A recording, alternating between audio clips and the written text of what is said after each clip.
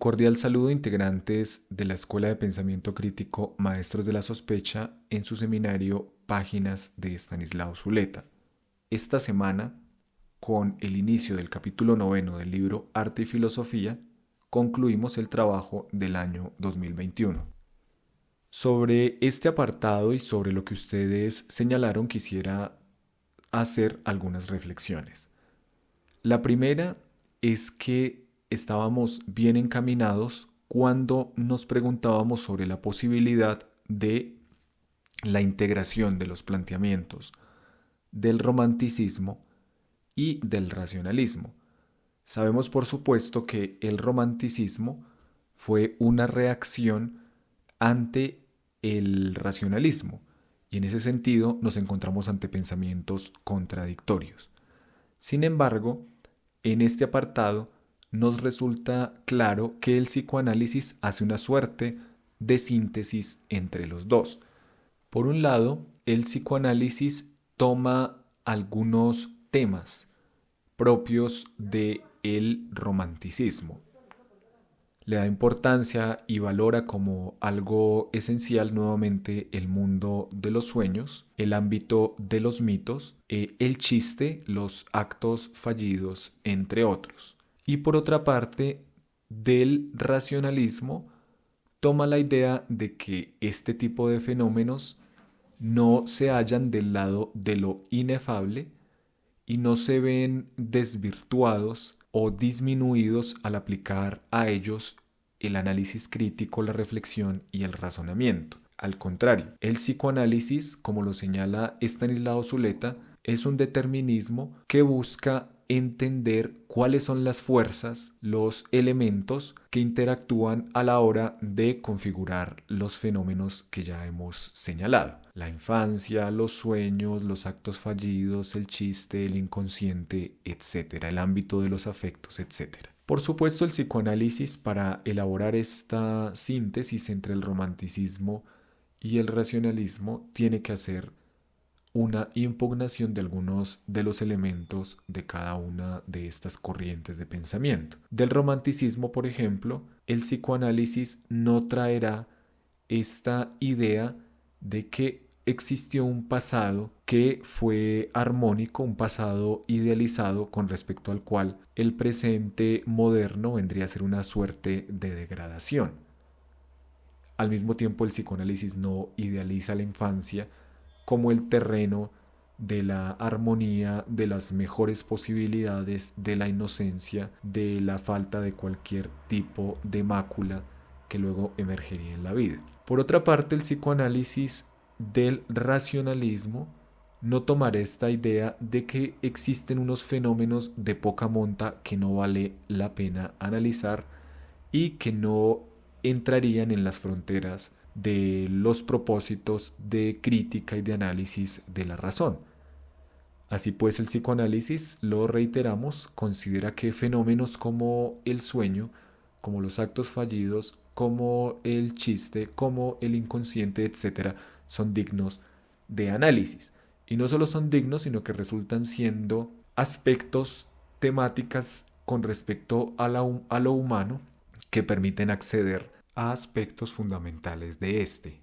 Y un ejemplo muy sencillo de esto es que Freud considerará que el análisis de los sueños lleva al entendimiento del aparato psíquico, ni más ni menos que son los sueños la vía de acceso al inconsciente y en general a la estructura de la psiquis humana. En este punto podemos plantear un asunto que apareció en las reflexiones de ustedes y que me parece fundamental seguir reflexionando. Y es este problema que interroga la cientificidad, el carácter científico del psicoanálisis. Por supuesto, aquí no puedo entrar en algunos problemas que son muy difíciles porque carezco de elementos para esto, pero solamente quisiera señalar una cosa.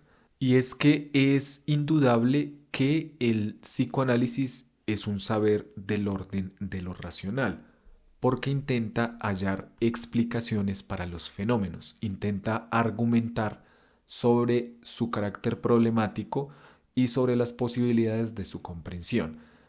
Entonces es posible que se niegue el carácter científico del psicoanálisis Habrá que ver hasta qué punto el psicoanálisis se reclama como una ciencia. Uno, leyendo algunos textos de Freud, se da cuenta que él por momentos reclama esto, pero no estoy tan seguro de que corrientes posteriores lo hagan así. Entonces, se puede cuestionar el carácter científico del psicoanálisis, pero no se puede cuestionar su carácter racional, porque es un saber que intenta hallar, delimitar problemas y solucionarlos, buscar elementos de comprensión, razonar con respecto a los asuntos, a los problemas, para hallar una forma de la explicación que procede a partir de razones, de argumentaciones y de formas de la demostración. Se podrá objetar la solidez de esas argumentaciones y demostraciones. Sin embargo, creo yo que lo que es más difícil es señalar que no estamos ante un saber racional. En segundo lugar, quisiera destacar algo que me parece supremamente importante, y es la ampliación que hace el psicoanálisis del ámbito de la razón. El psicoanálisis entonces hace una utilización, un uso de las herramientas de la razón para, por una parte, teorizar y elaborar conceptos.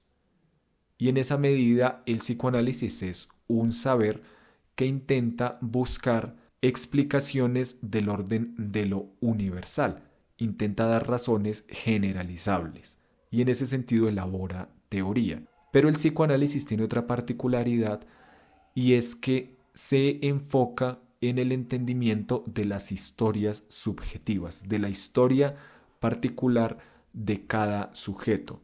El psicoanálisis entonces considera que cada sujeto tiene, por supuesto, unas determinaciones que tienen que ver con su condición propiamente humana, e insisto que harían presencia de alguna manera en cada persona, pero el psicoanálisis también indaga por las determinaciones particulares de cada individuo. Y creo yo que eso es lo que abre la posibilidad para que el psicoanálisis entre en diálogo con el arte, porque una característica del arte es la elaboración, el tratamiento de las formas de existencia humana en su mayor particularidad. Entonces, el psicoanálisis también presenta una posibilidad que resulta muy interesante, y es que logra el establecimiento de una teoría general y a su vez el entendimiento de las formas singulares y concretas de existencia. Finalmente, quisiera señalar que otro punto esencial de encuentro entre el arte y el psicoanálisis radica en su capacidad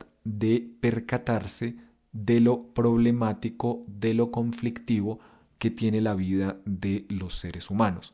Tanto el psicoanálisis como el arte se dirigen a una comprensión y a una problematización de las vidas singulares de los seres humanos, comprendiendo que el conflicto, la falta, la pérdida, el duelo son constitutivos de lo humano. Es decir, no son algo que se pueda eludir y sobre todo no es algo que necesariamente sea negativo. La falta, la pérdida, el conflicto, el duelo, etc., pueden convertirse en elementos que permitan una forma nueva de existencia y una forma más cualificada de vida. Es cierto que también existe la posibilidad de la regresión. Todas estas amenazas que permanentemente están sobre la vida pueden conducir a desarrollos que resten potencia al ser humano, que lo disminuyan en sus posibilidades, pero también pueden tener el otro efecto. Bueno, esto era lo que tenía que señalar con respecto a lo dicho sobre este capítulo, el inicio del noveno de Arte y Filosofía de Estanislao Zuleta. Solo resta agradecerles por el trabajo hecho este año en la Escuela de Pensamiento Crítico Maestros de la Sospecha e invitarlos e invitarlas a continuar y a cualificar ese trabajo el año próximo.